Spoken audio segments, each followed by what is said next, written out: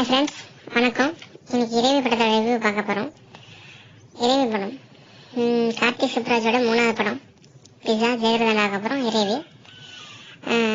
என்னை பொறுத்தவரைக்கும் கார்த்திக் சுப்ராஜோட பிஸாவில் கூட ஒரு சில டிசப்பாயின்மெண்ட் இருந்துச்சு. கிளைமேக்ஸில் அது எல்லாமே ஒரு பொய் சொன்ன, இன்னொருத்தர் ஏமாத்துறதாக சொன்ன பொய் அப்படின்னு சொல்லும்போது அதோட சேர்ந்து நாமளும் ஏமாந்தோம் அப்படிங்கிற மாதிரி பிஸாவில் எனக்கு ஒரு சின்ன டிசப்பாயின்மெண்ட்.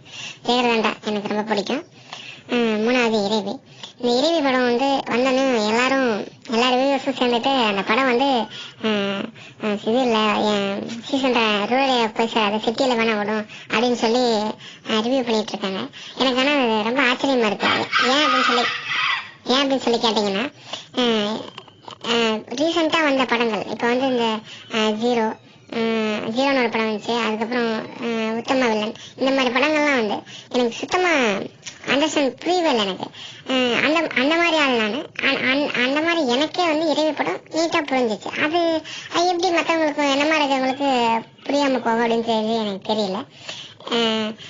அண்ட் மோரோவர் ஒரு கிளீன் லைன் தான் அது ஸ்டோரி வெளியே சொல்லாமல் இருக்குன்னு டைரக்டர் சொன்னது தான் இதுக்கு கரெக்டான ஒரு விஷயம். கண்டிப்பாக ஒன் டைம் வாட்சபிள் தான். நீங்கள் போய் டிசப்பாயின்மெண்ட் ஆக மாட்டீங்க, போய் பார்க்கலாம் படத்தை. நீங்கள் ஸ்டோரியெல்லாம் எதுவும் கேட்டுட்டு இருக்காங்க, ஸ்டோரி கேட்காம இருக்கிறது தான் நல்லாயிருக்கும். ஜீரோ, உத்தமன் அந்த மாதிரி படத்தெல்லாம் புரியும் அப்படின்னா இந்த படம் உங்களுக்கு ஒரு இதே இல்லை. அது ஒரு மாஸ்டர் டிகிரினா இது எல்கேஜி யூகேஜி லெவலில் தான் இருக்கும். உங்களுக்கு கண்டிப்பாக புரியும்.